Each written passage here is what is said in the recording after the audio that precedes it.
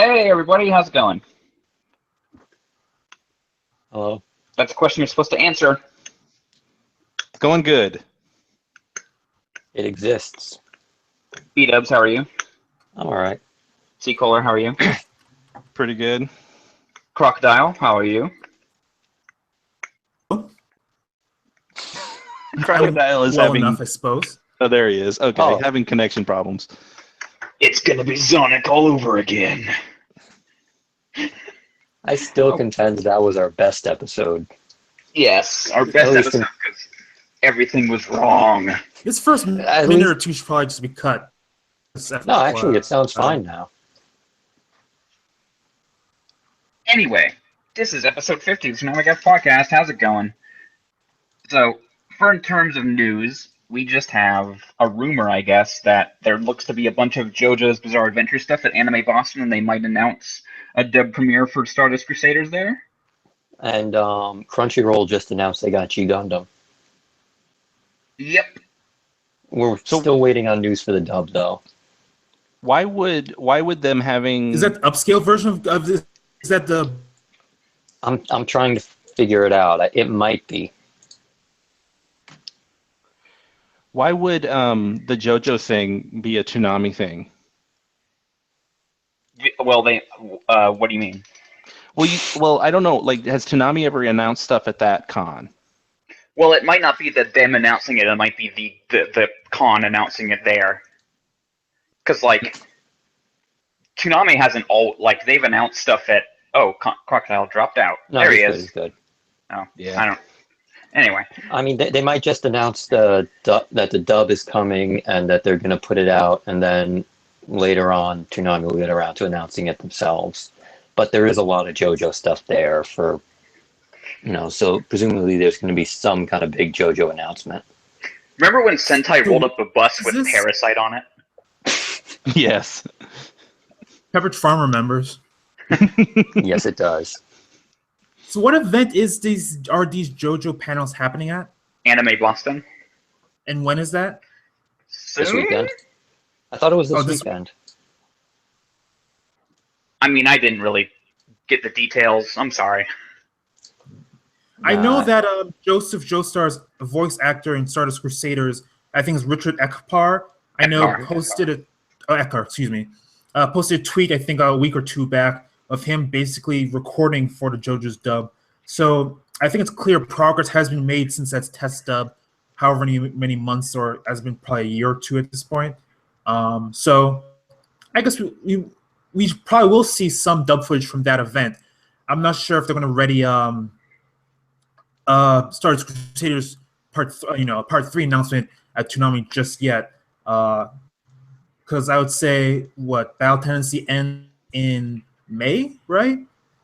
I don't know if they're going to go right into... Counting this upcoming episode, it There's has 4 episodes. only 4 episodes left, so it'll end in late April. Okay. So, that would be- I'm curious to see. I guess we'll see what happens. We'll see what straight I think it would be pretty Part 3 cool. or I'm sorry. I think we're Use- talking over each other. Go ahead.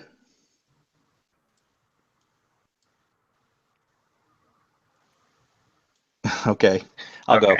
go. I did not know that part 3 wasn't dubbed. So it could be like a dub premiere on Toonami, right? Yeah, that's what I was thinking. Cool. Like if they've like decided that they're not going to take a breather show, maybe because they're really happy with the ratings, or because their plans got thrown into disarray because of the One Piece leaving and Tokyo Ghoul having to drop in there suddenly. Like maybe Tokyo Ghoul was what they were thinking of slotting in there.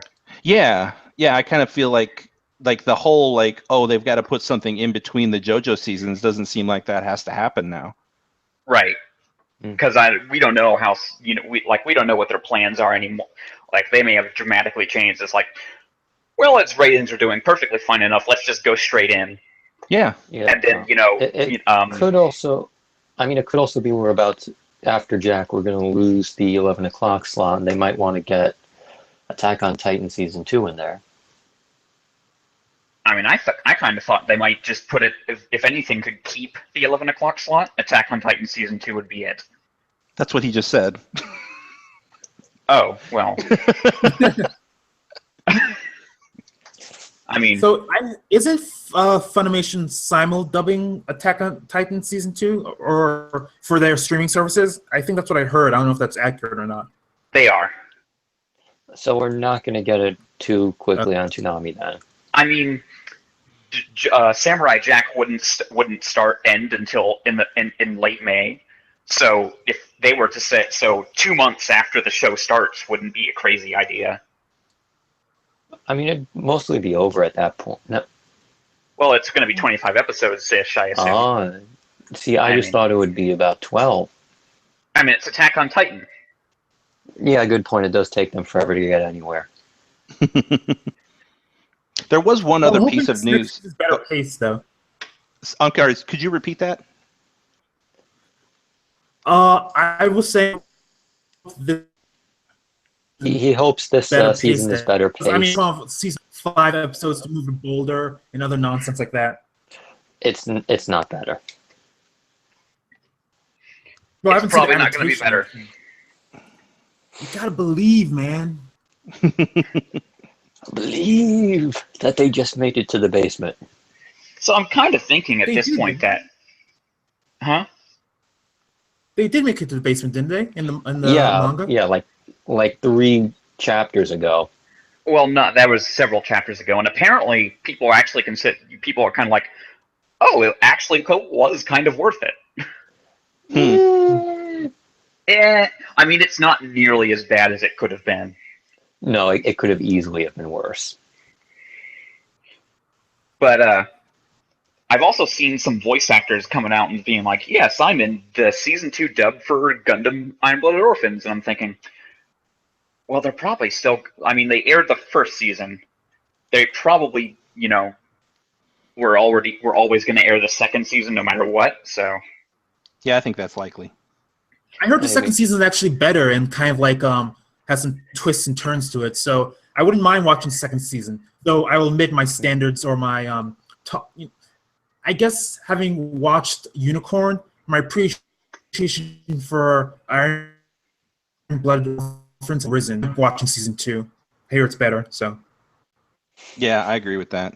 I'm more excited for IBO season 2 than I used to be. I haven't been watching it, so I don't know what's going on, but I'm hoping it's better. Yeah, I haven't watched it either. I've just heard people saying like, "Oh my god, I can't believe X and X died," or like, but without actually knowing what X and X is, trying to make efforts to avoid that. But overall, impressions seem relatively positive. Like, I've been reading the spoilers because I don't really care, and it does kind of feel like with the number and who is actually dying in the second season, it's kind of crazy. Cool. So there was one other thing I guess we can talk about briefly. It's not so much news, but something that happened was they aired a Moltar video game review for Metal Gear Solid. Oh yeah, that was out of the blue. Seeing that back in the day. I guess that's just sort of them like, hey, this is our 20th or whatever anniversary month, and so we're just sort of throwing in these old things. I bet we're going to get some from every era. That'd be So cool. the classic bumps and stuff last throughout. When do they stop? Like, they changed in April when April starts, or? They originally said it was going to be throughout the entire month of March, but then I guess stuff inevitably got delayed, and I guess it's going to be like 4 to 5 weeks total. Okay. They didn't start till like obviously halfway point of March because that's when Toonami actually first premiered. So I was wondering if it's just going to be like half of March into half of April, or which seems to be what you're saying. So I was just curious how long that was going to go. Yeah, I'm not really sure. Anyway, I'm excited for what's coming. I also mentioned that I was trying to say earlier that Boruto is starting next month. So I would not be surprised if that showed up on Toonami at some point, in the near future, probably in replacement of Shippuden. We talked at great length about that last episode, and I'm certainly the one who keeps saying I would love for them to ditch Shippuden in favor of Boruto. I don't think it'll happen, but I wish it would. I mean, maybe the next time it comes time to renew the Shippuden deal, they're like, You know, Yeah. we can put Hunter x Hunter down there at the bottom. I'd stay up for it. Yeah. No, but I mean, as long as they actually get through this next arc in Shippuden, I'm perfectly fine with them just ditching right after. How long is the pain arc? 50-ish episodes? 40-ish episodes? It'll take about a year. Okay, so the rest of the year. Okay, oh, maybe a little more because of holidays and Yeah. marathons. Okay. It's a rather longish canon arc, so... Yeah, but it should be done by next summer, I think. Hey, by that time, Dragon Ball Z Kai is going to be done. Oh man, I forgot. Wow. Hell, that could be a Boruto. Just like, hey, here's Boruto. I mean, I think they'd like to have an extra slot that they can do stuff with. You know? I mean, if they had also dropped Shippuden at the same time, then... Yeah, I think the dropping Shippuden's the least likely thing to happen, unfortunately. But whatever. I want it to die.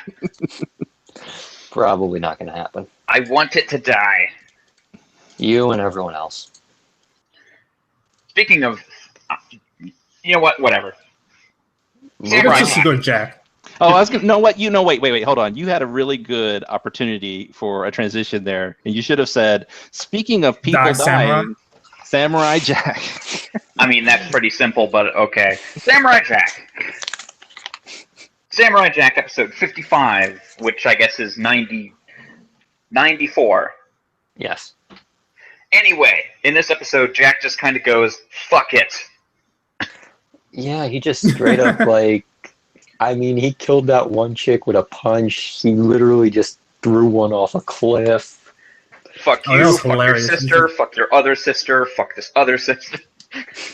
Like, everyone honestly, I appreciate some of the criticisms that say that the transition might have been a little quick, but it's such a refresher compared to, like, most other, like, action or shonen series where they, like, oh my god, killing so wrong, like 20 episodes later, you know, fuck it. Just man has a job to do, and he gets it done. Like, shut the fuck up, Panager! I think some of that criticism could be allayed a little bit with the little monologuing from Jack, had they put it in there. You know, like with him sort of explaining that, he remembered this thing his father did, and he's like, okay, this is something that, you know, we as people have to deal with. And, you know, I mean, I think flashback back to his father and what happened there was probably sufficient. Something I've always appreciated about Jack is the relative lack of dialogue. Because there's a level where it's like too little, sometimes too much for a series in general. But I think most series err on the side of too much. So I think I appreciate what Jack does. And I think the flashback of what happened with his father, it made it work. The transition well enough. I think probably the biggest stretch or the biggest suspension of disbelief issue might be the fact that we're supposed to believe that Jack hasn't killed a human in the past 50-something years he's been doing this. Now, I understand they did that in a previous show because of, you know, censors and the ratings and whatnot. And so it's kind of interesting that they're playing into it rather than hand-waving it. But it's still kind of like, come on, son. Well, I think it's just, you know, I mean, I can give it a pass because this kind of falls into the Cartoon Network I mean, no, not I Cartoon Network. That. Yeah. It's just still a little like, you know. Yeah, weird. it'd be more likely that he had by accident or something, or even deliberately. I agree. I also want to say too, though, that I did see a lot of people talking about the fact that it seemed really quick for him to make that transition, but I didn't feel that at all. And in fact, I thought that, just like you said, that scene setting up him kind of coming to terms with it because of what his father did in his past, I thought that was actually quite a lengthy thing that he did to show that it was how he came over that. And don't forget go ahead. No, I think part of the issue is really that they didn't convey the passage of time and him healing fat as, you know, sort of long enough, because it felt like 2-3 days when it was probably closer to like a week or two. Yeah, it could have been. Yeah. Also, how long did he drift down that river just bleeding? And how long was he in the cave? Like, I think it would have been a little easier for people to handle the transition had we known, he, you know, fell out at, you know, in the fall, and then in this, he came out in the winter. Yeah, I think it was like a fine. month or two. He only needs a day. Months. Yeah, it wasn't months. Yeah, he only needs a day. He only needs a day to come to terms with it. I mean, it's not that big a deal. Yeah, I guess. Well, it took him more than a day for that wound to heal because it healed fully. So Yeah. it might have been interesting. I might have to rewatch the episode to see what they did with the moon. If they tried to tie it to lunar cycles, like from one full moon to another or something, that might help the passage of time. But I mean, check that. See if know. Yeah, I know we went from sort of rain and what looked like leaves on trees to barren trees and snow. So, I mean, it's at the very least a couple of weeks, I think. I think also what might make things a little tricky is that from the first episode, as soon as the Daughters of Aku leave their training camp until they find Jack in the next episode, we're not sure how much time it actually takes. So without really knowing that, it kind of makes it a little difficult to discern how long it took them to track Jack down again from the yeah. Because it feels like it shouldn't take them that long because they found his blood, they followed the river. Like, it feels like it shouldn't take them more than a few days to track him down from that standpoint. So, like, it feels like there are different things that kind of trying to tell us the passage of time, but they don't necessarily line up. I kind of feel like we're nitpicking, honestly. Because, I mean, we totally are. I mean, the only thing that really bothered me about the episode that is a nitpick is the fact that he basically gave out kill levels of blood, but yet they still had a hard time following him. And I'm kind of like, anyone could follow this. They don't have to be a master tracker to find giant spools of blood everywhere. But anyway, that's again just a nitpick. I kind of feel that time is probably being fudged here. Yeah. And I mean, also, Jack it was raining when he got into the cave, so that probably washed most of it away. Jack does not age, and maybe he does not heal the same as other humans. Yeah, that's also a thing. Like, there are a couple of like nitpicky questions this episode brings up, but none of them make it a bad episode. Like, this was still friggin' awesome. The episode was fucking amazing. It was the best episode of the night. The show blows all the other shows away. Anime stays losing, etc., etc. Like, there's no question at that point. But I don't think it's unfair to discuss some of these minor contradictions and whatnot. Well, I'm going to make a statement and say that I think this is definitely the best. Going to end up, no matter what, being the best looking show of the year. Oh, no doubt. I mean, just that one sequence in the last episode in the tomb with the music and. I mean that. Well, speaking of that, I wanted to mention that the music in general is really good, and it continues to be, and it's something that I think was missing from the previous version of Samurai Jack. Yeah, I mean the previous version was a lot more silent. There wasn't as much going on musically. I mean, when there was, it was great. It's just that a lot of episodes would focus more on environmental sounds. Like leaves falling, drips. I think both the previous incarnation of Jack and the current incarnation of Jack use silence rather similarly. I think it's just that when they actually use music, you can see the difference. But they both, I think, use silence a lot and use it well. So I don't think it's a change in silence. It's just a change in nature when it's actually used. Yeah.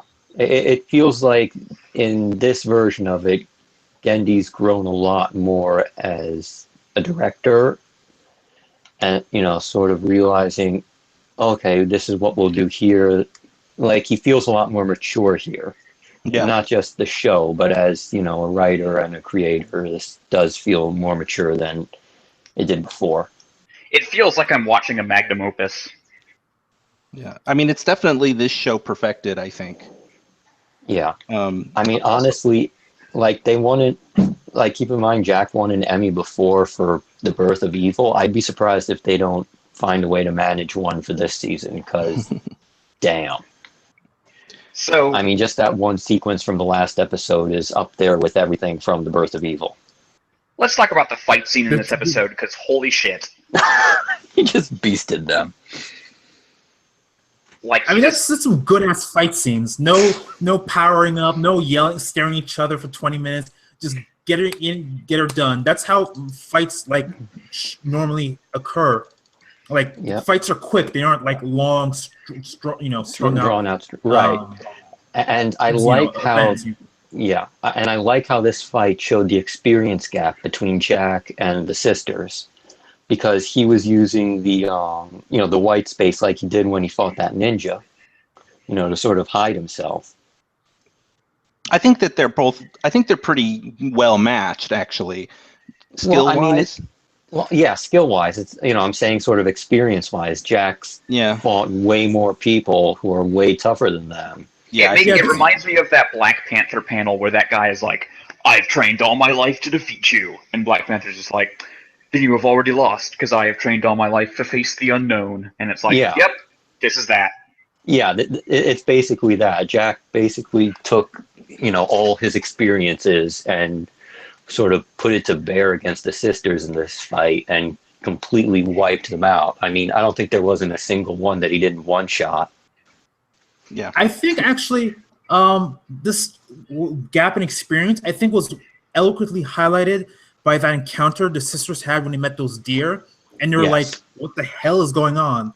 It kind of shows you how they're so narrowly focused in their skill set and their worldview, and basically what they've learned. That, like, even though necessarily knowing what deers do, that doesn't necessarily help you in a fight. I think it just exemplifies just the entire gap between them and Jack. And the only reason it was a challenge was from the second episode, the element of surprise, and the third episode, just their numbers. But even then, Jack just, was one-shotting them, basically. The scene with the deer also, one, it basically uses dramatic irony to make Jack killing them all, like, morally gray, because they didn't really have a choice. He's doing his, your choices led you here, so if you don't stop, I'm going to kill you, and you have only yourselves to blame. But, of course, we know something that Jack does not. That they didn't have a choice in the first place. This is how they were raised. They were in a crazy cult. Like, I think that's why it's... I mean, Ashi survived, obviously. Obviously. There's a scene in this episode where she literally takes watch so she can look at the stars, and also, she fell. She's the one we don't see die. Well, there was another one. There was another one. There was the one that Jack threw off, but they'll probably just fudge it, and she landed on a broken tree and died or something. Yeah. But she and Jack took the rock or exact same fall, so they're probably both alive. They're both alive, unquestionably. I'm still betting on an Ashi redemption.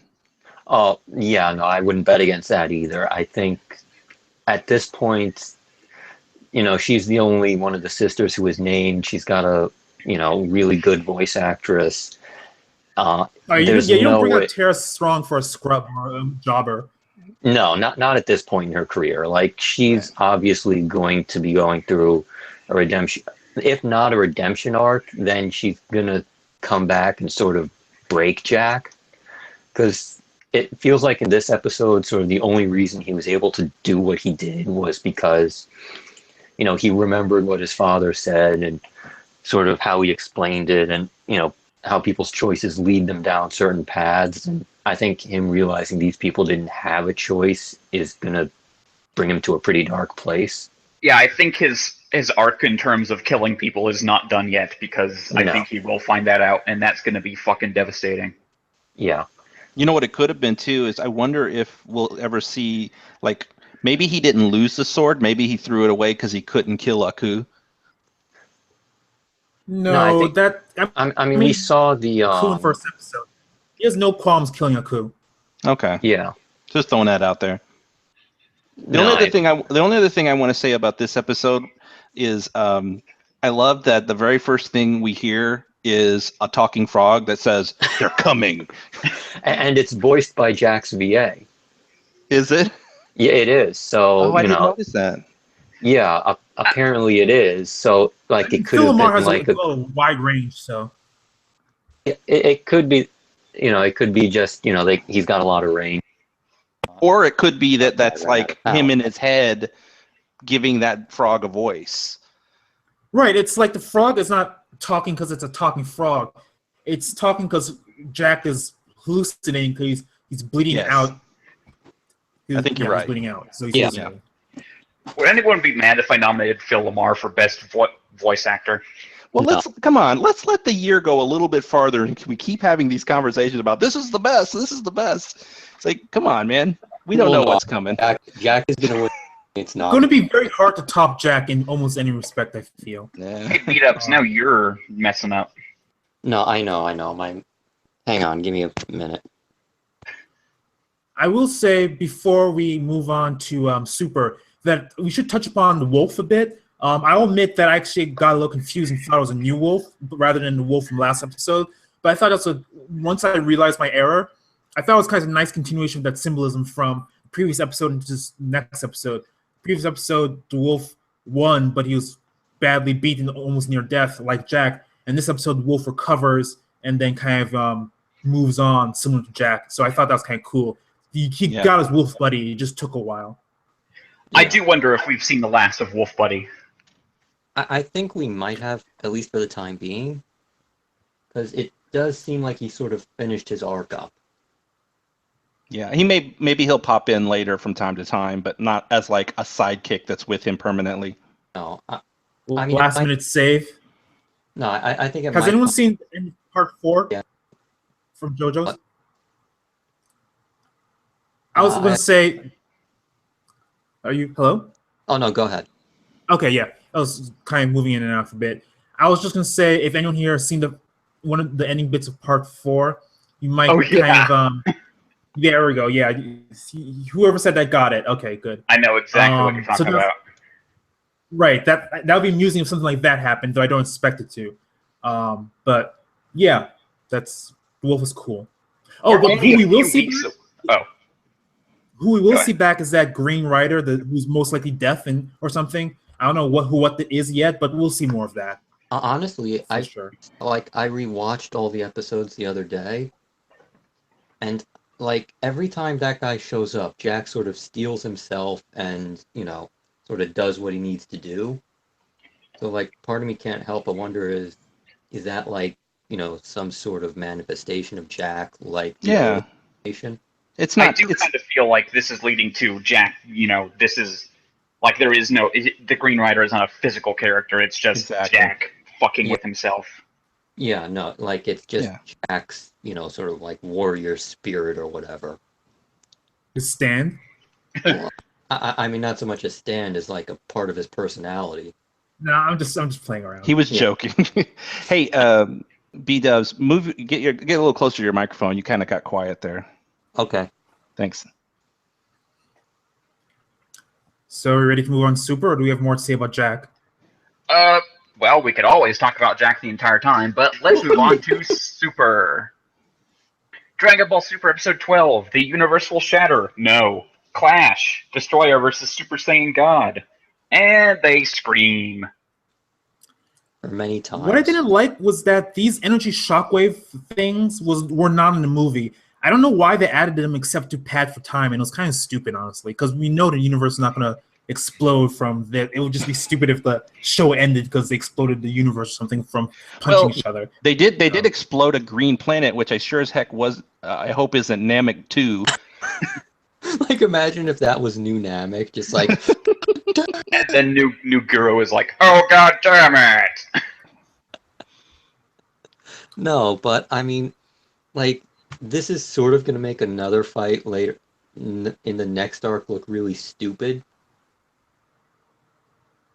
Oh yeah, the Dragon Ball Super has issues with power scaling all over the place, honestly. Yeah. It'll come up again in the future arcs. They're just like, people are like way weaker or way stronger than they have any reason to be, and it's really weird sometimes. I mean, Dragon Ball has power scaling issues. Yeah, no, I mean, yes, but Super is like worse about it. Yeah, no, this one I is, feel it.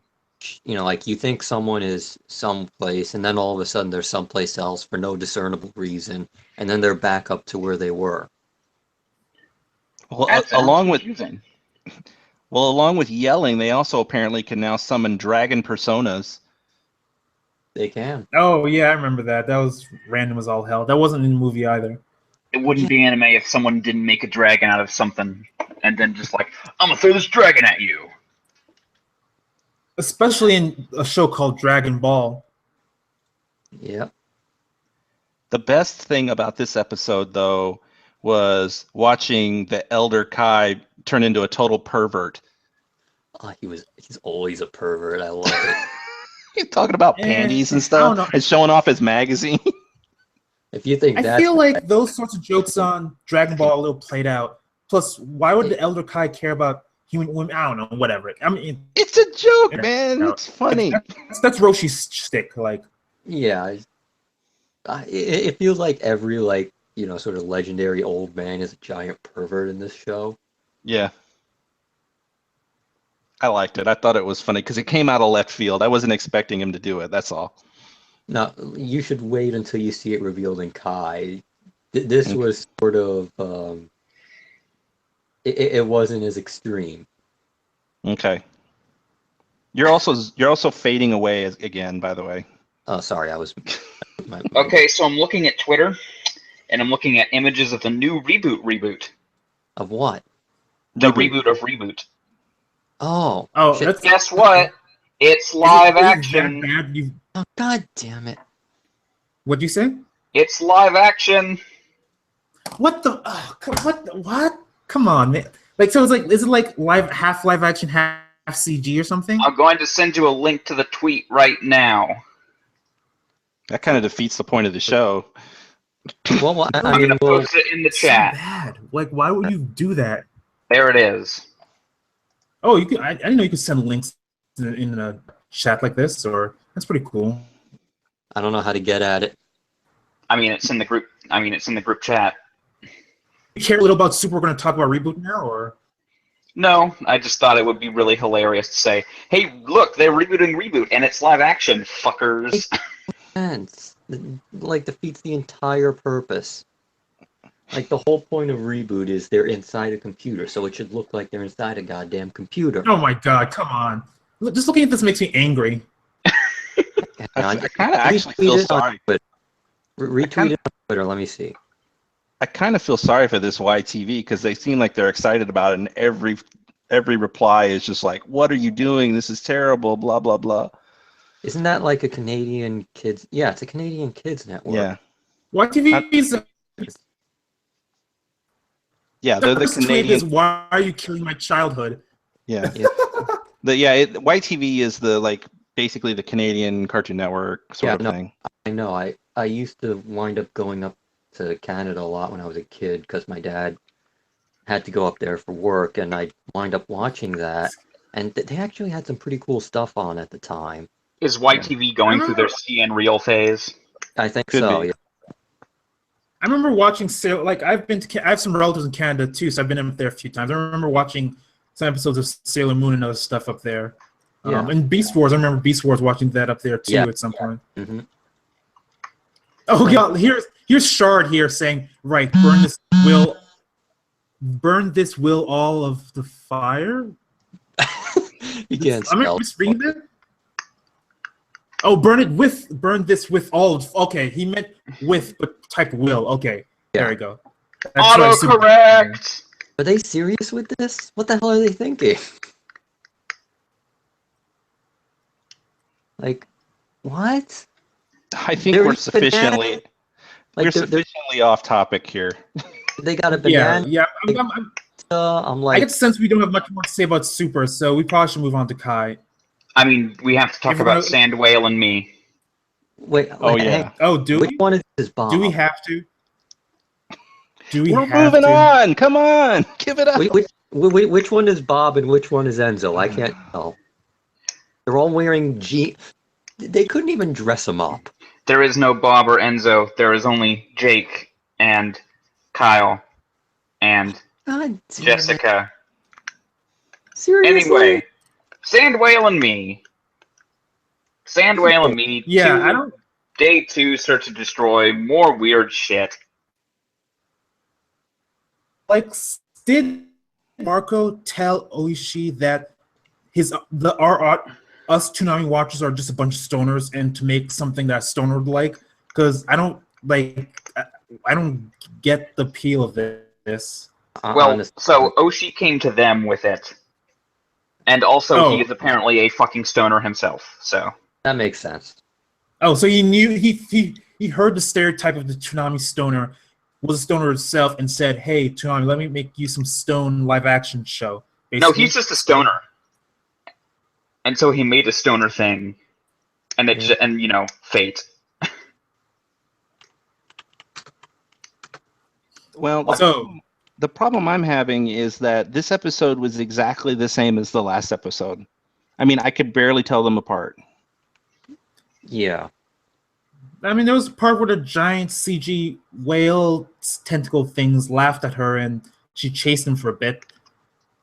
I guess that was like a minute or two that was different. But yeah, the beginning of this episode and the end of this episode were pretty much the same as the last one. So Mm-hmm. there was like 3 minutes of this episode was like the same as the first one, and there's like 2 minutes in the middle where it was different and also fucking weird. You know what I'm getting Just the like the impression rest of is that this is like, it's almost like they handed him some money and he's like, make us something cool.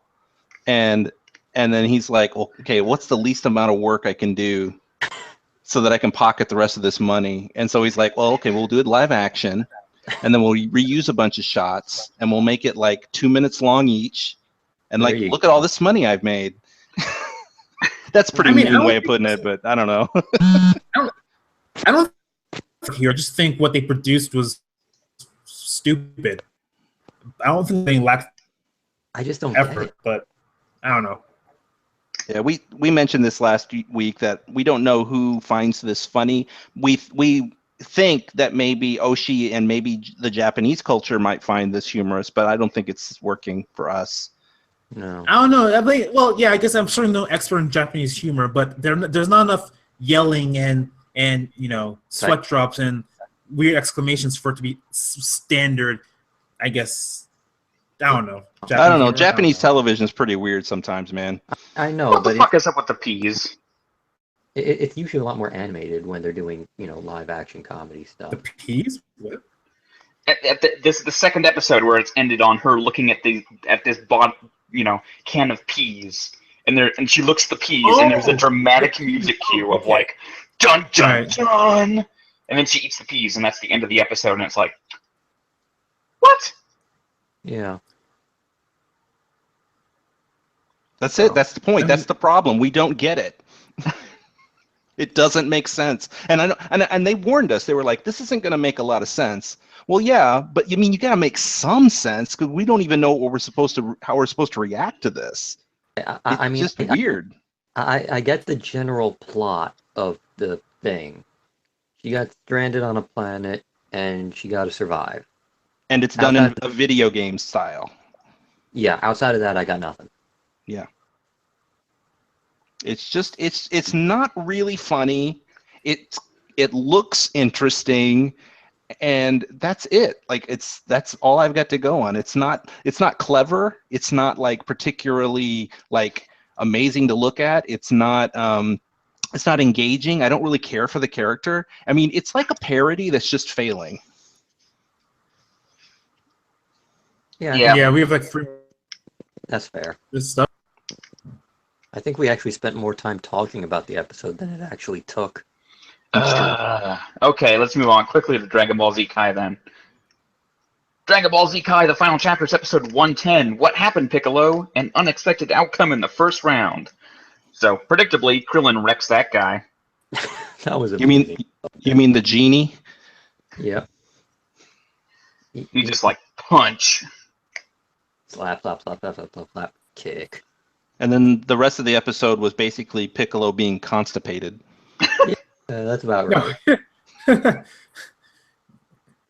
I like that Well, they I think actually do remember Piccolo. It's like, hey, this guy was in a previous tournament. He blew up the stadium and killed everyone, but here he is again. Yeah. Yeah, that was weird how like no one seemed to recognize him for like episodes on end, and then all of a sudden everyone recognized him. It was not weird. The announcer recognizes him, and he Well, recognizes. yeah, but then the announcer says it, and like it feels the crowd is like, oh yeah, I feel like I can't remember this now. It's been said, or like I don't know. It's a little weird. Like It's you almost think they like- would just not put him in the tournament again after what he did last time, but Well, I mean, think about how many, world-ending things have, happened between then and now. I mean, Piccolo, small fry compared to. Are you giving the stupid people of this world an excuse? A little bit, yeah. I mean, Okay. it's like, it's sort of like with the Trump thing. Like, who the hell remembers what scandal he had in January when, you got what's going on now? Yeah, I'm done talking about how dumb this world is, and they don't remember anything. So Well, I like it's they do or don't remember things at the convenience of the plot. Yeah. It's very inconsistent in that regard. Right. Like I will say, I like the announcer remembering him and being totally okay with him staying because all he cares about is putting on a good show. Yeah, he's in Like for the honestly, ratings. they'll probably ban him from the tournament in the going forth because more because of him standing around and doing nothing than blowing up the stadium and killing a bunch of people. Yeah, I mean, he'd have been the announcer would have totally been down with blowing up the stadium. He's like trying. He said try not to do it this time. Like he didn't even tell him not to. He's like try not to blow up the ring this time. He's like no promises, dude. I He's like the here. yeah. I like that the like Bulma and Chi Chi are kind of like going at it a little bit. That's kind of fun. Yeah. So this guy, he's quote unquote fights. It's hilarious to see this, knowing that just 30 minutes earlier, the Elder Kai was showing him pinups, and he was freaking out about the world ending. What are you talking about? This character, Oh so yeah, Shin, Yeah, this is the same character that was hanging out with old pervert Kai from the last episode. Oh, okay. literally the exact same character. Okay. Yeah. Well, for a second there, I thought you meant the old guy was him, and I'm like, that doesn't make sense. No, the old guy is. There's a Skyward Sword joke to be made there, but I'm not gonna ruin it for you. All right. The other thing I would say too that, and I want to give props to, is that I kind of like some of the interesting shot composition in this episode. Like they will do these things where like it's not like super amazing or anything, but they'll like have like a slice go through the screen, and you'll see like two different characters at the same time, and they did a lot of it towards the end of the episode. I thought it looked really cool and is different. Yeah, and transitioning both of the music choice and the paneling, as you just mentioned, I thought was pretty good. Yeah. And so I'm actually pretty excited to see Videl fight because there's actually some stakes because she can actually maybe lose. Yeah. What? That big guy? Come on. I mean, that guy touched him and he was electric. Videl might have a problem. What? Oh No. yeah. And they also revealed too that guy had been in the tournament before, but now he's all bulked up and different. Which I can. Okay, look, I don't know exactly. Hang on, Greg or B-Dubs, hang on. Yeah. I haven't seen this, but I do know enough to know that when someone has like an M on their head, that means something important. And both of these guys have that, so I'm assuming there's something going on here where he's being manipulated or he's been altered or something like that. Okay. All right. I mean, Yeah. answer your question is yes, but you'll see as the show moves on. Cool. Right. Like I will want to say, like, where's the steroid testing in this place? The guy threw like what 27 different levels since like a year ago, and nobody's like, "Hey, we got to test you for juicing. You're totally on that new HGH shit, aren't you?" Yeah, he's You got get like blood serious roid rage too. Yeah. Seriously, his balls are probably like the size of grapes. The seeds in the grapes. But like seriously, where is the testing for like the HGH or anything? They don't do that in this world. Everybody's too nice. Everyone's too jacked. Also, Well, who cares? They're dumb. They're also Yeah. dumb, so they probably wouldn't know to do it. Well, I mean, look at that guy in Gohan's class. Like everyone in that class is freaking jacked as shit. And Gohan looks like a skinny nerd in comparison. I'm Also, like, everyone in this universe is jacked as shit from running from dinosaurs all day. that's Could be probably true. it. Also, I thought it was cool that, I mean, not that it's a big deal, but those characters actually did show up in this episode. They did. Yeah. And they're going to show up in next episode, I think. Comment Dragon Ball kids that often the less buff or tiny you are, the more dangerous you actually end up being. So I'll just mention that. So that actually kind of plays into this a little bit too. But I guess you'll see how things proceed from here. Yeah. Well, I mean, yeah. Anyway, let's move on to JoJo's Bizarre Adventure. Yay. JoJo's Bizarre Adventure, episode 22, A True Warrior. What did you think of this episode, C-Caller? I'll start out by saying beep beep.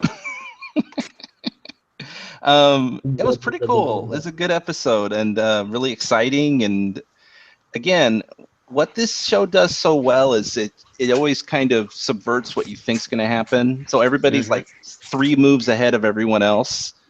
And I like that a lot. I like watching JoJo outsmart the bad guy. And yeah, it's a lot more fun to watch him sort of game the bad guy using his head instead of just like, my beam is more powerful than your beam. Exactly. Yeah. Also, this episode could maybe have used, like, not had narration from Lisa and Cars and the entire Peanut Gallery. And the narrator. And this episode had 4 fight narrators. That's what made it amazing. Yeah, I kind of feel like that's just the way this show is, though, because there's no Speedwagon now, so it's got to be everybody else picking up the slack. Yeah, it's basically like, my narrator's got narrators. But like Lisa and Cars are literally having a narrator fight where one of them's like, Nani? And the other one's like, huh. And then he's just like, wait, Nani? And then the other one's like, huh. We're like raises their glasses up and just says, well, actually, what's happening is. That's what's so awesome about that dynamic. They're not only sitting there, they're like, they're also sort of competing. Like, and the title of this episode should be narrator fights. Yeah.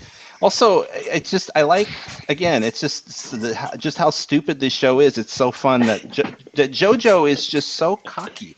Like, he doesn't give a hell about what's going on. Like, he can just be like in the fight of his life and just be like cracking wise at the bad guys. That's why he's awesome.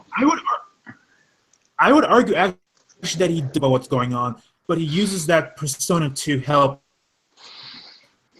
orient his opponent. I think describe it. He helps him fuck with his opponent's heads, and in turn helps him win battles.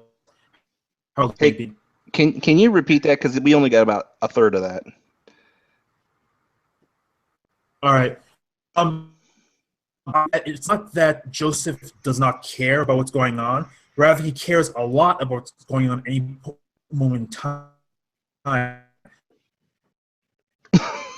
Oh, no. Disorient his opponents and makes them underestimate him, and that helps win battles, large and small. Yeah, I basically got what you said, because I got unfortunately... that. Okay, for people that didn't listen, JoJo's basically gaming his opponent by acting, smarmy and like he doesn't give a shit. He actually does give a shit. He just uses that to make them underestimate him. I see.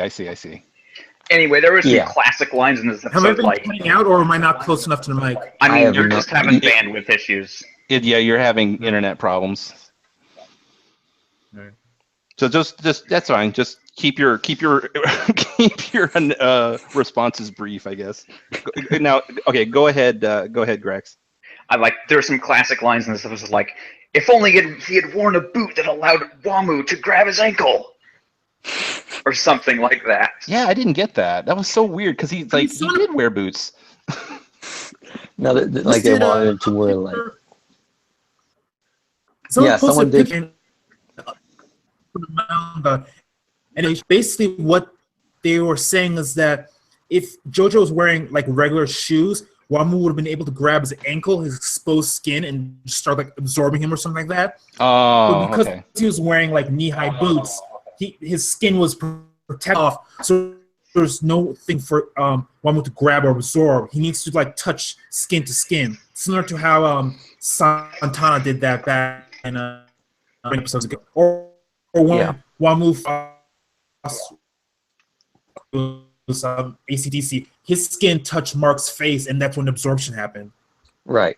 So that's what the vampires were saying about. If JoJo's wearing his regular shoes, part of his skin or his ankle or whatever, or his calf would have been exposed, and Wamu would grab him to the leather, which just slipped off. Right. Yeah, basically Wamu's got to grab his skin, otherwise his technique don't work, and, god damn it.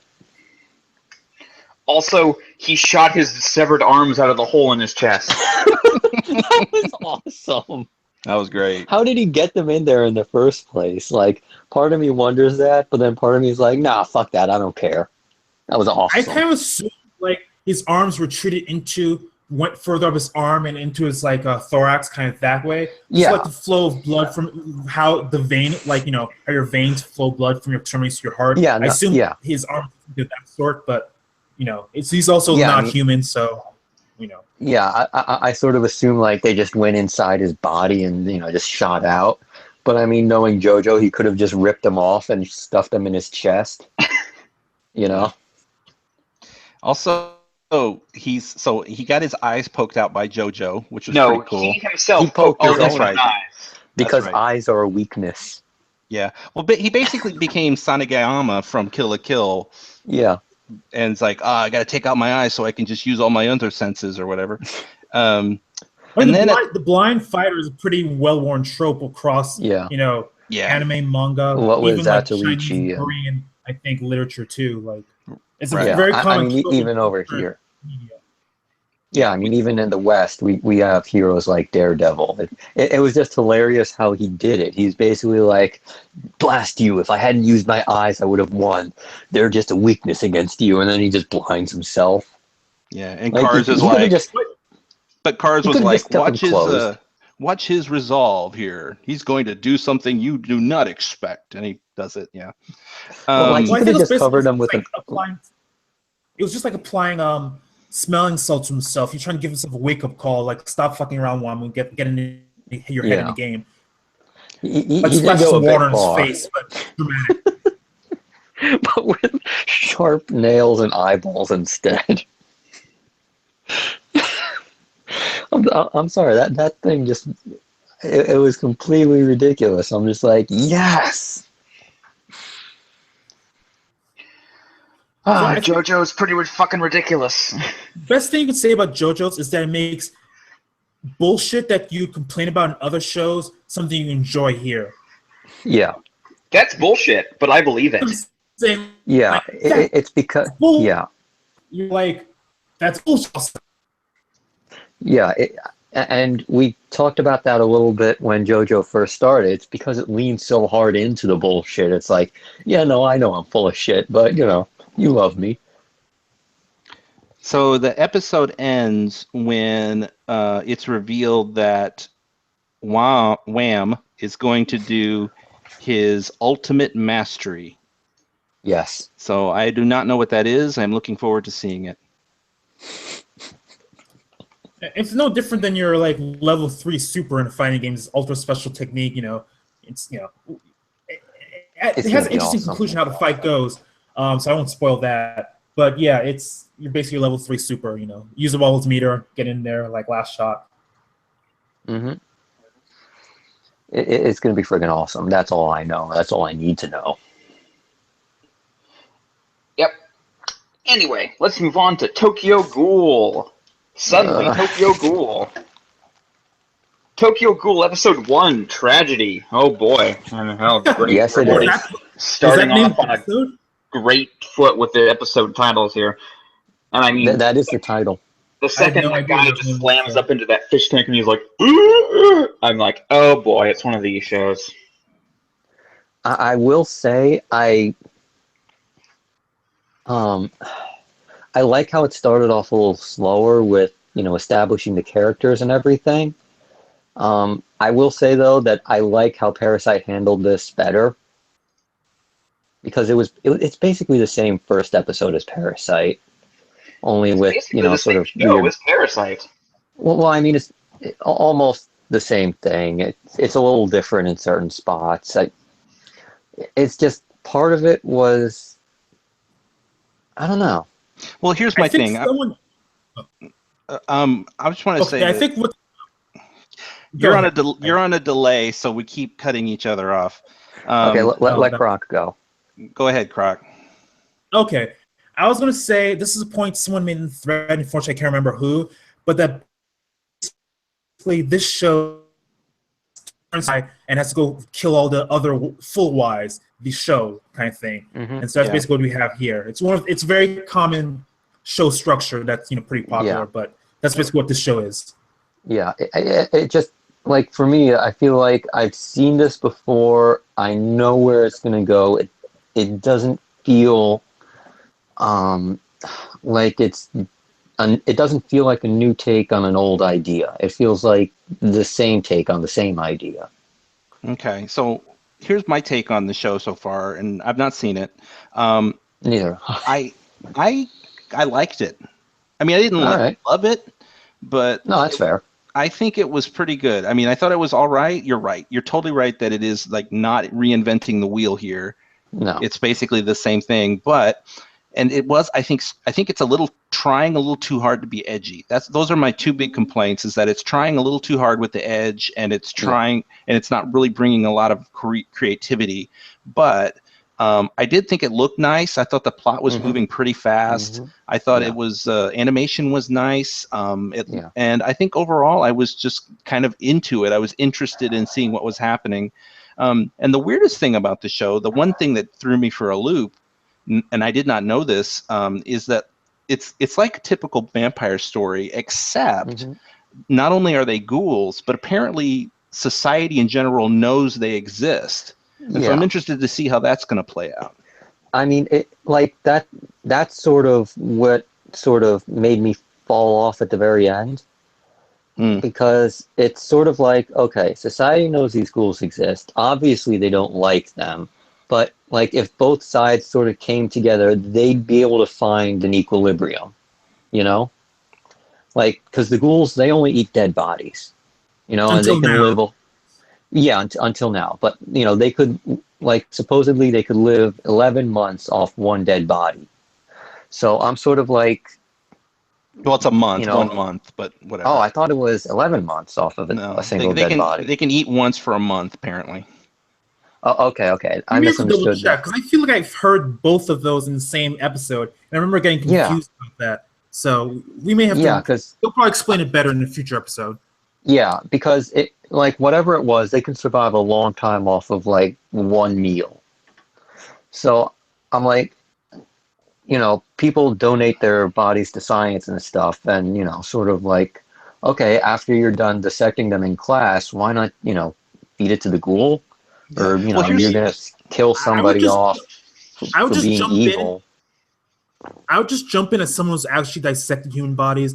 That would be a pretty bad idea, because the way human bodies are preserved would make them toxic to, I imagine, literally anything in the universe.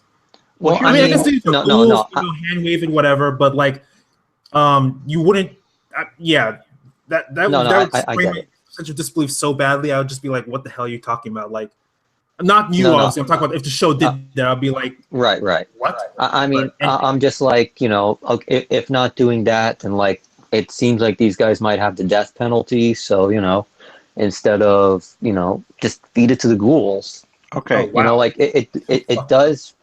Well, I mean, after you kill them, obviously. But I mean, I'm does. I'm just saying, yeah, but that would still feels a little perfect. I mean, that's fine. I'm just saying, like, wow. I know. It's just sort of like, right now, from what I know, it seems like the only reason that these, you know, the people don't get along with the ghouls is that nobody's really looking for a way to coexist. Well, okay, so let me stop you guys right there for a second, because you talked about a lot of stuff that wasn't in the episode. They never once mentioned that they only eat dead people. Yeah, they did. No, they didn't. Yeah. Well, first of all, I would say, A, they did mention to eat dead people, to my recollection, but also, B, the fact that they're fighting over feeding grounds doesn't make sense if you're eating dead people. So that's actually kind of a contradiction from my recollection. They eat dead people, and then because they killed them. But that, so they're dead. That doesn't, whatever. Well, and the other thing but if they were murderers, they couldn't coexist in society because the government would be up their ass. Well, ideally. they don't. Which I presume that's what's happening. The idea I got was that they only coexist because they know that if the ghouls would like, you know what, we run the Earth now, then there will be nothing to stop the ghouls from running the Earth because, you know, they have fucking superpowers. Well, that's the other part that's weird, is that they're in hiding. So it's a real interesting, like, situation where apparently we are fully aware. It's again like imagine a story with vampires where we know vampires exist, but we're not out there trying to just stop the vampires. We just sort of be like, oh, okay, well, vampires are a thing. We just got to be careful. Is that True Blood? Is that True Blood from HBO? Possibly. I don't know. I've never saw that. There's a scene in True Blood where a guy is giving a live newscast, and a vampire just zooms in and grabs his heart out on live TV. Holy shit! That's Well, anyway, awesome. So that's True Blood. In this show, ghouls are a known thing, and it makes Yeah. more sense when you talk about the fact that they're supposed to only eat dead people. Then I can kind of go with the idea that, okay, living humans aren't going to be afraid about the fact that there are ghouls around. So the fact that like suddenly ghouls are attacking and killing people, if that's a new thing, then the story makes a lot more sense. But I will say that the episode did not do a good job of explaining that to me, that this was a new thing. I thought this was a normal thing for ghouls to kill people. I mean, it has to be, because if they only ate people that had already died that they didn't kill, it'd be like, hey, where do we find the ghouls? I don't know. Check the morgue and the hospital and the funeral home. It's the only thing that makes sense, though. I mean, like, it's the only reason why people would be living their everyday lives and not being afraid that they're about to die. Yeah, we may have come to the conclusion that this show doesn't actually make sense. Right. Well, I'm going to wait out and see if no, hang on. Explaining what's going on. Yeah. Yeah, because I've never seen this before, and it's sort of left me with a bunch of questions, which I've, been told are presumably going to be answered next episode. So I'm willing to give them, like 2 or 3 more episodes, see how it, starts going. I mean, again, my overarching impression, this first takeaway, is that I think that this show impressed me more than I expected it to. And the only thing I didn't like was the edge and the yelling. Like, it just seemed a little too hammy. Like, I'm worried that the main character is going to stay this way. Yeah, exactly. I mean, because he gets like a 1 to 2 episode pass on this because he kind of got dealt a fucking shitty hand. Yes. Yeah. And he gets a free edgelord period. Yeah. Grace but period. I mean, the one thing that sort of has me confused about, sort of how he got changed, and like, I'm willing to wave it off to a certain extent, but I feel like I do have to mention it. Didn't they test the organs before they put it in him? Well, I will say 2 things. First of all, doing an organ transplant of that nature without permission from the patient and whatnot is highly unethical. Yeah. But yes, it is. my understanding is that plot point actually gets explained later. That's my understanding. Okay. I don't know anything about the series beyond this episode, but someone's told me that plot point gets brought back up and it's explained later. Okay, because I'm like, how could they test it to make sure it's a match to put it in him? Yeah, I think we're really sort asking... of not realize, it's an organ from a ghoul. Yeah, again, we're asking way more questions than I think the series expects us to at this point, because I could ask questions like, do doctors know what ghouls are like inside their bodies and stuff like that? I mean, we just need to let all that go to the side until we have seen more of the show, because right now it's too early for us to even question it. Yeah, but I mean, my like point I said, is, I mean, like I said, I'm willing to give it like 3 or 4 episodes to, I will say it's both. That I think obviously we have to wait to give the show a little more time to explain what's going on, but I also feel it could have done a better job of its first episode kind of filling in some details. So I think it's both. Yeah. I would also add, though, that with regards to main character, again, I don't really know anything about the series beyond this episode, but I've seen promotional material where the main character wears like a S&M mask or something. So I think at some point he goes like insane or like badass or evil or something. I don't really know, but I've seen at least material where it looks like he changes personality, but I'm not entirely sure what's going on there. Yeah, all right. We'll see more. And then again, I think that's part of the Ghoul Society or whatever we'll learn more about. The other thing I liked about this episode too, were like I always like episodes with badass females, and this episode ended with a really kick-ass badass female, so that was cool. Yeah, she was pretty awesome. I didn't really expect her to have that role, I will admit. Like, I expected her to be like, his tie to regular human society. I mean, the second she shows up, she's either, okay, she's part of an elite ghoul killing squad, or B, she's also a ghoul. Yeah. Well, no, Those I mean, are your two options. There's also C, she's the regular human love interest. But, like, I thought it was going to be, either A or C. I didn't really expect it to be B. Well, I think when you contrast her, because she showed up in that cafe, and the way the thing was framed, it was clear that she was going to be important. I think the fact that they started off with, the first ghoul and the main character were all lovey-dovey, and her in contrast to that, I felt like it probably wasn't going to be that she'd end up being necessarily like a lovey-dovey interest. I think there would be a strong contrast between her and I think Rise was her name, that first ghoul, because I think that's what thematically makes the most sense in terms of like good writing. Though I will just say, or at least I will just hope that I've seen a lot of characters like this where like, oh wow, this woman's pretty awesome, and then like 3 episodes later she gets like wharfed to oblivion or something, and she like spends the rest of the show getting rescued and whatnot. So I'm hoping that doesn't happen. I don't actually know, but yes, I'll say she left a positive first impression, and I hope that continues for the rest of the series. I don't know if it does, because I feel like it's been fooled before in a sense with other shows, but so I'll just say that. Like, I hope at the end of sort of like the 4 episodes or so, grace period that, new shows tend to get, that this is really good, because I could really go with another, sort of good show on the block to make up for not having One Piece in, the arc that we missed. And I'll just say too that like we're just kind of beating around the bush here, but this is clearly the Rukia character without a doubt. Oh yes, clearly. Oh yeah, like now that we have her in this spot. I didn't think of that. That's a very good comparison.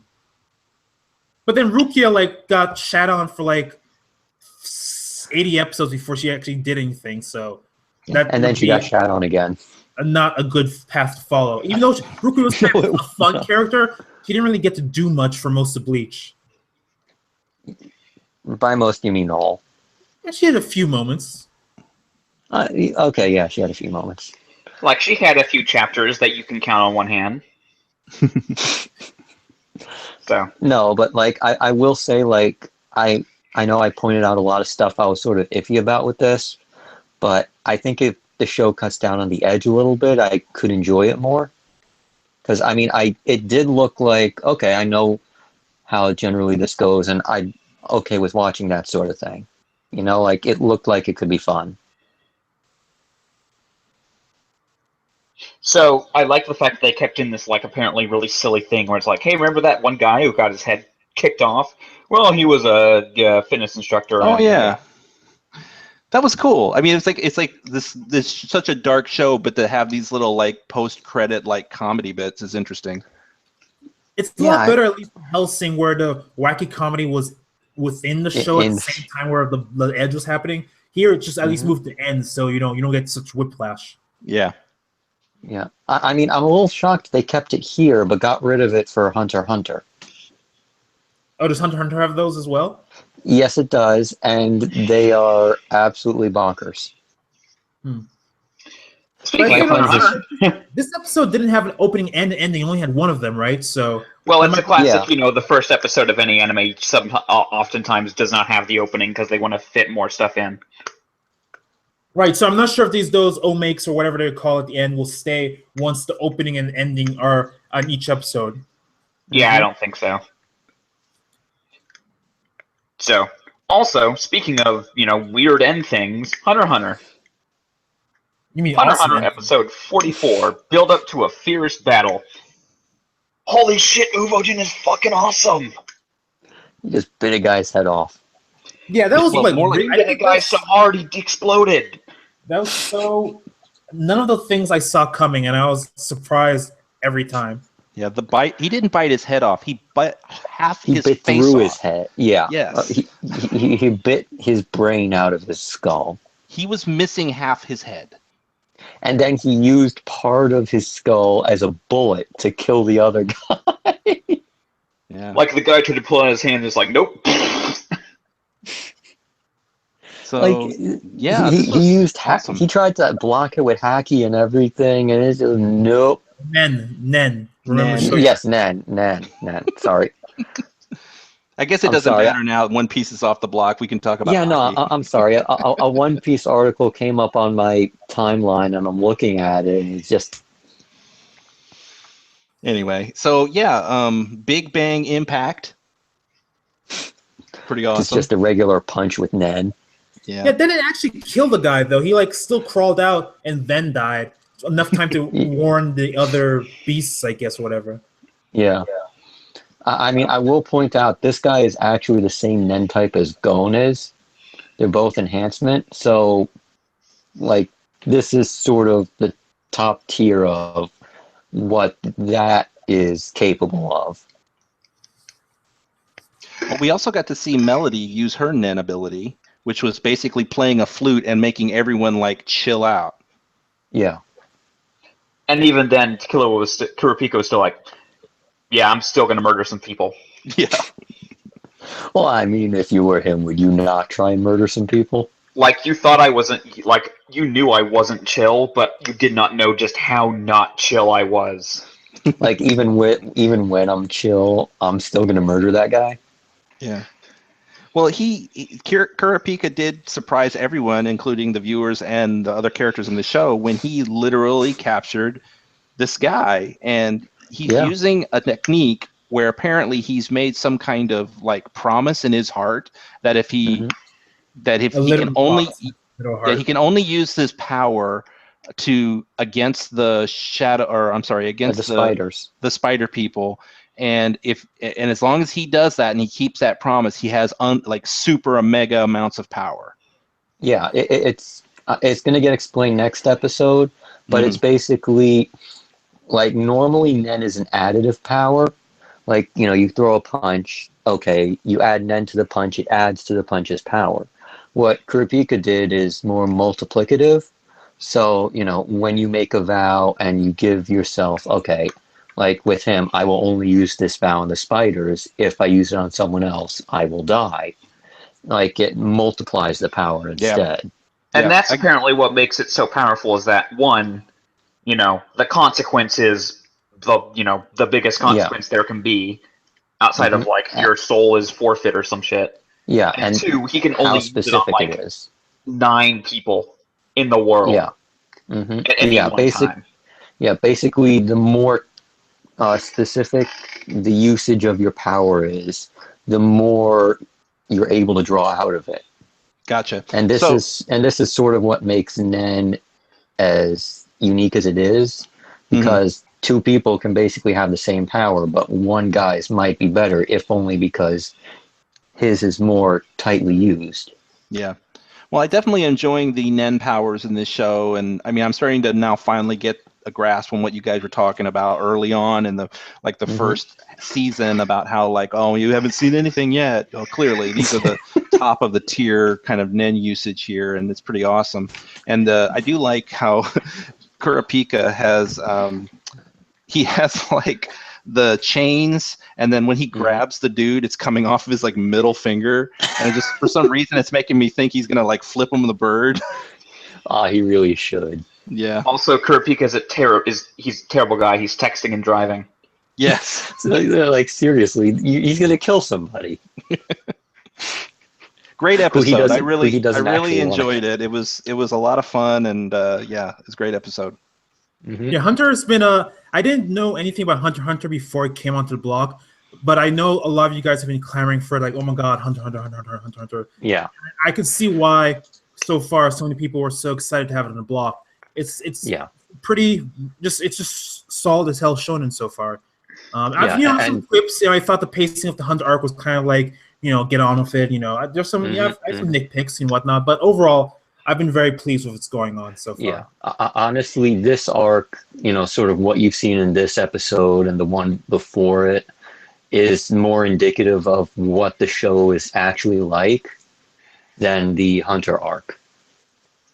Like, it's more like this than the other stuff we've seen so far. Yeah, I follow you. I mean, it don't get me wrong, it still does get silly and, weird stuff happens, but it does tend to be a little bit more like this. Like people getting their heads bitten clean through or whatever.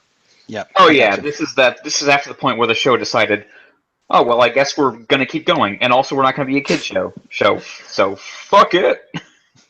Yeah, and in terms of like sort of the top tier thing, like there's still guys well above Uvo. Like, he's really strong, but there's still a couple of guys that are like, holy crapola. Oh yeah, I mean, I still remember the guy that was in charge of the examinations, the old guy, obviously. Yeah. Yeah. When you see what he can do, holy crap! Yeah. I mean, it's also episode 40 something out of like 160, right? So Yeah. I mean, there's plenty of room for everyone to grow. So let's talk about a show that we aren't as interested in. Mobile Suit Gundam Unicorn. Mobile Suit Gundam Unicorn, episode 12 of Private War. And boy, I'm just so fucking done.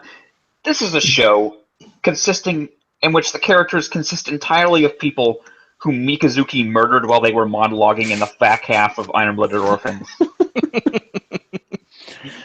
the problem with the right. show is that these characters do not talk like human beings. Yep. Human beings, regardless of the situation, regardless of the tension, regardless of what they're trying to do, what they're trying to argue, do not talk like this ever. And Yeah, I mean, that's what Okay. I wrote down. I wrote down this dialogue is so cringeworthy. Nobody talks like this, much less yells it. The only people who talk like this are Gundam characters. not even I other will show note- Specifically Gundam characters in the Universal Century. I do want to point out that it's not necessarily a bad thing that they don't talk like people, because, God forbid everyone in fiction talked like actual people. We'd all be, like endlessly pissed off at it.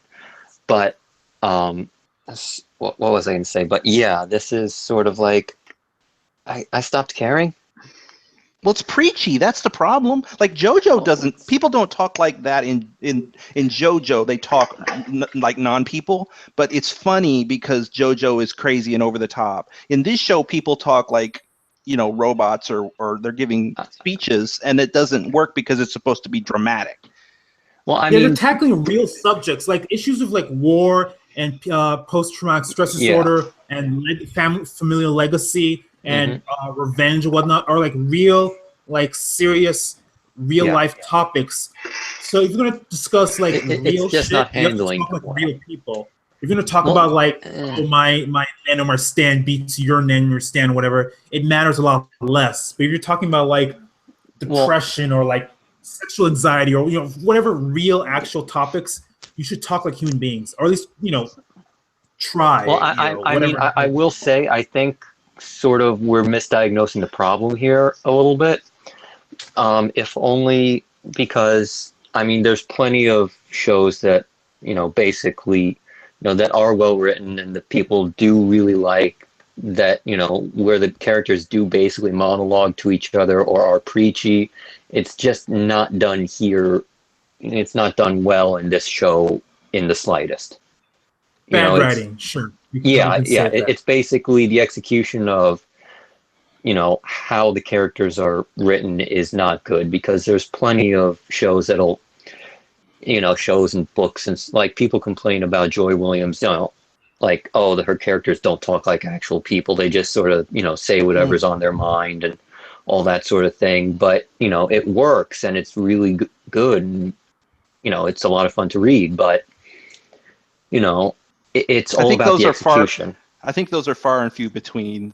You're right. They do exist, but you have to do it just right. And the problem is we're not invested. We're not doing it right. Yes. Yeah. The problem is the execution here. It's not so much how it. Yeah. So I would also say that. Go ahead. Okay, I would also say I don't think the dub is necessarily doing this many favors. No, it's not. Not because I necessarily think the voice actors are bad actors or anything, but like the way to enunciate things and stress words and syllables makes it feel more fake. And I don't think the Japanese would be any better either. I don't think it would be. Like I haven't seen this in Japanese, but I feel like Japanese would be just as like, if I were a Japanese fluent person watching this and I didn't already like love Gundam and whatnot, I'd probably be thinking the same exact things. Yeah. And also at this point, I've been previously I've been thinking, well, maybe I would be enjoying the show a noticeable amount more if I was a Gundam Universal Century Gundam fan. But now this show is kind of making me think, maybe the Universal Century Gundam is bad. Maybe Gundam is bad when it's not G Gundam or Build Fighters.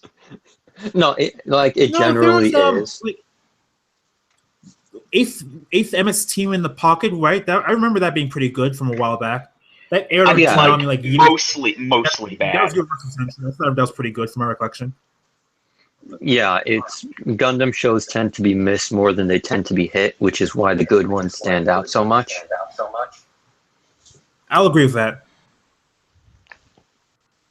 They just But, don't yeah. have good writers working these shows. It's really frustrating. Yeah, it is.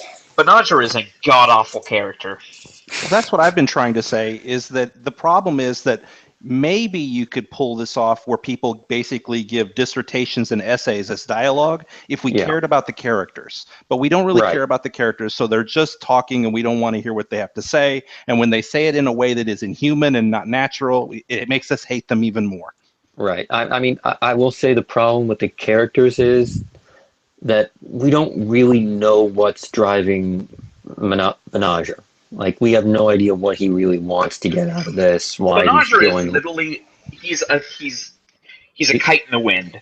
Yeah, and that's sort of... And that's essentially the problem here is, like, at least with IBO, and there are a lot of complaints to be had about that, don't get me wrong, but at least there we had a solid idea of what these characters wanted. You know, no matter how much we didn't like said character, you know, like what's her name with the blonde hair. But Well, I mean, even with her, we still know, you know, we still know what she wanted. You know, we knew what drove her forward. You know, like, I don't know sure, if I people didn't. completely agree with you on that. I thought that our biggest problem with that show is we didn't know what people wanted. But I Well, will no, say no, that, Looking back on it now, yeah. No, But like the problem, like I remember the complaints for that were they weren't telling us the information we needed to know at the time. You know, Yeah. sort of for plot wise. What makes that show better, I've said it a million times, is that I actually I cared more about the characters in IBO, which is why I'm looking forward to it possibly coming back. These characters in this show are just not interesting, and I just don't care.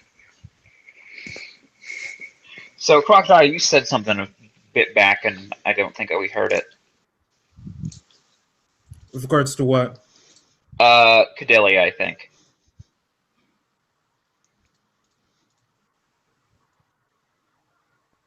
Hello? Hello? Yes. Yeah. Hello. Oh, I thought you dropped out for a second, or maybe I dropped out. Oh, sorry.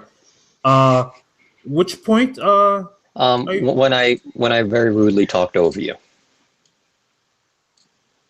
It was about Kudelia. Oh no, I was going to say, yeah, that I think with regards to these comparing characters between these two shows, I do feel like we had a good sense of what was driving Mikazuki forward and what was driving Jesus, I forgot his name. Orga. There we go. Hair Yes, what was guy. driving Orga forward?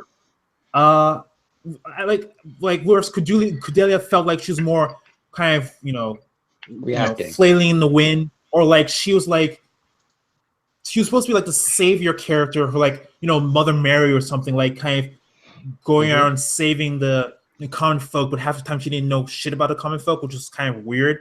That kind of conundrum. It didn't really make much sense why people were like, why was she like gushing over her, like, oh my god, Cordelia, got the fainting spells, I can't believe she's here. Like, it really felt like she didn't much deserve that kind of respect. Yeah, I mean, like, she didn't feel like a revolutionary leader, or like, there've been a lot of stories about some of these like revolutionary leaders kind of in Russia right now, kind of like trying to stand up to Putin. Like, there's been a lot of stories in this resistance leader, and like it's very obvious even from halfway around the world what he's trying to do and why he's trying to do it. Whereas for Cordelia, I didn't really get that sense at all. And that was a very big problem for character. But people like Mikazuka and Orga, I really felt I knew where they stood and what they were trying to do and why they were trying to do it. Whereas Najer is just like, he's trying to find the box or whatever that is, and I don't know, who cares. I literally don't know why any faction or character in this show is doing any, like they all want this box thing, but we have no idea. They want the box, but they don't tell us what the box is. Like that, like it feels like the end of Seven, where Brad Pitt's yelling, "What's in the box?" Like this show actually is retroactively making IBO better, because a lot of the things I'm complaining about here we leveled at IBO, but now it's like, oh well, I guess I kind of did. I mean, they were trying to get to Mars. They were trying to get to Earth. That's why I know what IBO was at, and here it's like I can't even get that far. Yeah, well, basically, like it's even more central to that. Like Mikazuki was following Orga's lead to try to build a better life for themselves and become independent, basically workers, not indentured servitudes and servants anymore, but like independent workers, and standing like it was like they were trying to be like the Hokage of their universe or something, or whatever, or to find the one piece of their independence or whatever you want to say it. There was some driving goal where you could see what these child soldiers were trying to accomplish. They were trying to find their place in the world, trying to find independence, self-sufficiency. Like, there was also a bit of like masculinity going into there, and like all those themes, however well they're executed or not, I could see what was driving force for these characters. But now I have no fucking clue what his deal is, what he's doing, why we care, what's happening at any point in time. I have no clue what's going on. Okay, and it's not because I'm confused, but just because it feels like the show's not selling these characters to me at all. Right. Okay. And I would say too that, like, yes, that's a problem with the show. I do believe that the show is designed so that the Najr is not supposed to have a purpose. I think that he's supposed to be just like caught in the mix of all this crazy stuff that's happening, but that doesn't make it entertaining to watch, and it doesn't make him a compelling protagonist. no, because I mean, even if you're caught in the middle of something, like as a character, you're supposed to, have something you want to do. Like, well, all he apparently wants to do is go to Bone Zone with what's her face. That's as far as I can tell. Well, I mean, who wouldn't? Have you seen her hair? Apparently she has a superpower that involves making every guy she touches want to go. Like their entire purpose in life becomes, I must go to the Bone Zone. I think it's her eyes. She has like some like fucking Gundam Shringan or something. Like her eyes just like pierce her soul or some shit. That's how it works. Like, yeah. It's like, I'm a zombie, which means I'm magic. Shut the fuck up. All right, I'm done talking about this show. Yeah. So now we get to talk about Naruto Shippuden. Oh yay, what an upgrade. Oh. Naruto Shippuden, episode 151, Master and Student. Here, I'll wake everybody up. Here you go. Fucking bubbles! Yeah, that's how it ended. It's like, I think it's hilarious that they're doing this big, big emotional, they get to go off, and then he's like, oh, I'm dead. Because I have to be. Yeah. That was a real FU to the filler writers, wasn't it? Well, I mean, they knew they had to kill him off from the beginning, I guess, but it's just like, give him a real going out. Like, I mean, Caesar got a exit out of the story.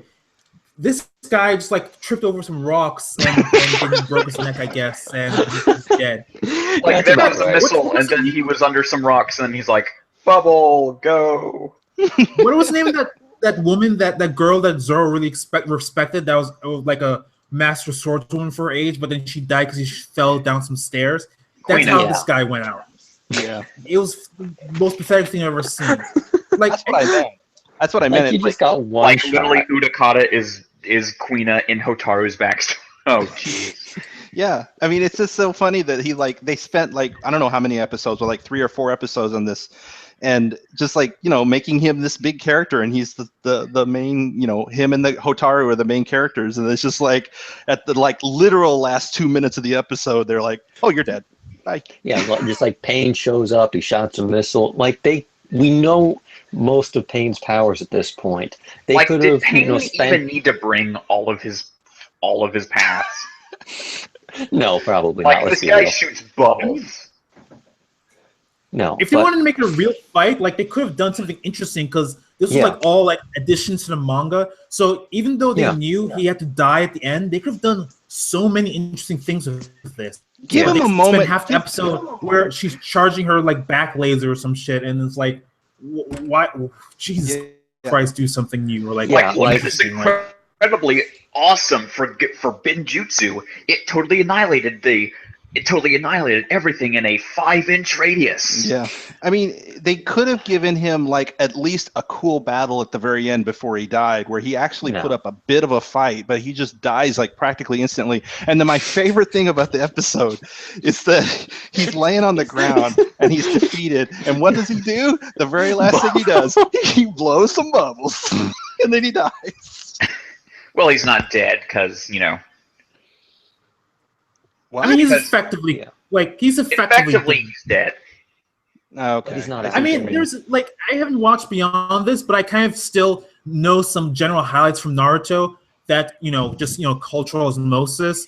And I mean, do people care if I just start saying things? Well, I guess Naruto? we do. Be careful. I mean, I wouldn't say anything. He's more or less dead, but he's just let's say he's like dead. a Orochimaru or kind of something not- where he's not dead. Yeah, that doesn't matter. The point is that the last thing we see of him is that he's laying on the ground and then he's about to die, and so he blows bubbles because he's the bubble man. But see, when Caesar did that, it was awesome. When he does this, it's fucking it's like the weakest shit ever. Well, it's the way he does it too. Caesar blows bubbles. Right. He doesn't blow bubbles with a little bubble blower that he keeps at his belt. Well, I mean, it's also Caesar was getting JoJo, the cure he needed. There was a definitive point to it. But also, something else disappointing was that this character who didn't really get developed in the manga, so they had all the opportunity in the world to develop him here. His development was just a flashback, the same flashback repeated every episode where his master puts the beast in him and then turns it. And it's the same flashback every fucking episode. That's all his development. It's like, come on, people. They didn't do shit with him. They had a character where they basically had free reign. The only rules were he's got the tailed beast, and by the end of the arc, he's got to be captured or killed. That's literally the only rules they had going into it, dealing with this guy. If it makes it seem like maybe they couldn't get a hold of Kishimoto and be like, "Hey, can we do this?" And he wouldn't return their calls, and they're like, "Well, I guess we'll just just show the same thing we've seen." He can't do anything cool rule because I might want to do that later. Yeah, exactly. Well, I mean, it doesn't stop him from stealing whatever cool things. I mean, it's not like he's never stolen ideas from the filler before. Yeah, didn't he incorporate some filler from Naruto the first season into canon in the Shippuden? I remember hearing about some stuff like that. It's not only that, but he literally takes a plot point from Shippuden filler and uses it at the very end of the series. Well, not the very end, like a year or two before the end. But he literally does that thing that everyone's like, that's bullshit. And then he does the bullshit. Yay, Shippuden! Yay, Shippuden! Hey, it's back to canon, so it'll be slightly more tolerable. Oh yeah, Naruto still doesn't know Jiraiya is dead. It's been 500 episodes, right? I mean, that's literally the title of the next episode. Naruto finds out Jiraiya is dead. Yeah, I'm pretty sure he finds out next episode. Also, those filler villains just got taken out, and I think all of them just got punched into wood. That's it. Oh, even Ben 10? It's hilarious. This guy had what the fuck was up with Ben 10? It seemed like they were building him up somehow. They got Yana or something. Was there a character in this filler named Ben 10? Yes. It's Benton, Benten. But they don't say it that way. They say Ben 10. Oh, okay. And it's what the fuck? That just flew through my head, my one ear and out the other, I guess. But I remember that Sakura punched him into a house, and that's basically it. Yeah. That's the end of Ben 10. I thought you talked about the Ben 10 reboot that's about to go on Cartoon Network next month or something, so I got confused. Sorry. Do you mean the 5th reboot or some shit they've done to that? Yeah, I don't know why they keep making that show. I mean, I guess it makes money, obviously. That's the reason. Yep. But I guess the reason why you keep rebooting is because then you can just do whatever the fuck you want. Story-wise. Yeah. And also because now it's everything has to be Teen Titans Go at this point because it's well, we have to be able to show any episode whenever the hell, so good luck with the recurring plot lines. Fuck you. That Turtle show's getting the same treatment.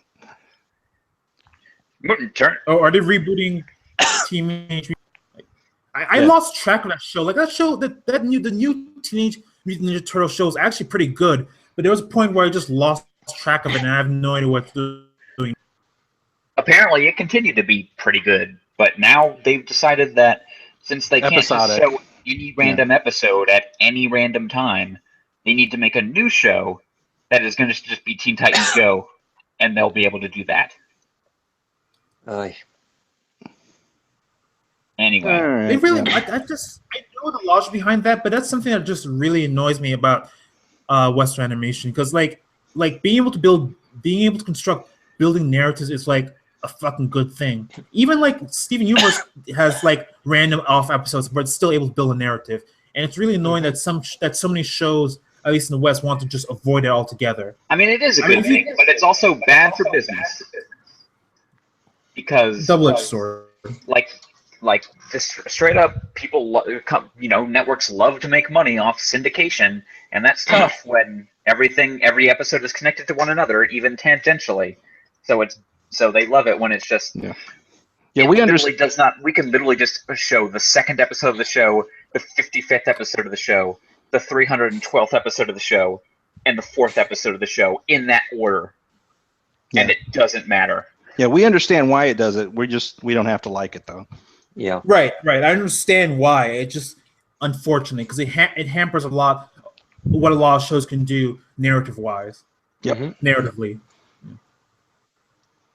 Anyway, that'll do it for tonight, unless we want to talk about, Box Guy in Standalone Complex. The hick box guy. Casa is tu casa. It's the Texan box guy.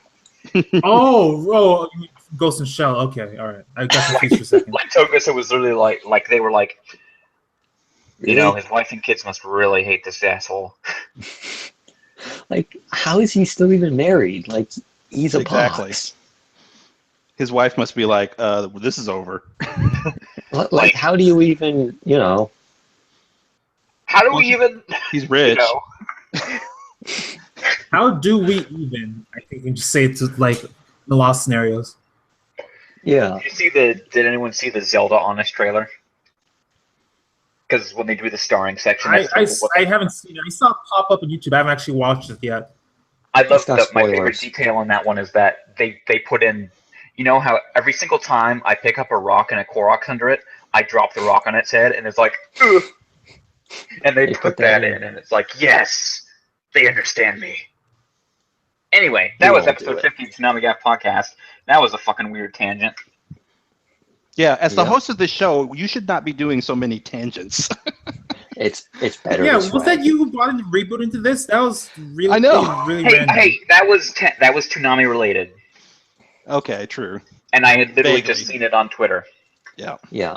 That should have gone in the news section at the beginning, though, not. In But the I middle of- didn't see We it. hadn't Time. seen, It was breaking news. It was literally Yes. breaking news. I just Sometimes you just have to break into the broadcast with the news. Anyway, we'll see you all next week. Thank you, Crocodile. No problem. Have a good day, Thanks, everyone. Or not, I Kohler. suppose. Thanks, C. Kohler. No problem. And B-Dubs. Cool. Oh, by the way, B-Dubs, today somebody said that B-Dubs stands for Buffalo Wild Wings. Is that true? I have no idea. Okay. Like, I literally just rolled my face on the thing. Okay. Well, sure. Okay. Anyway, bye. Bye.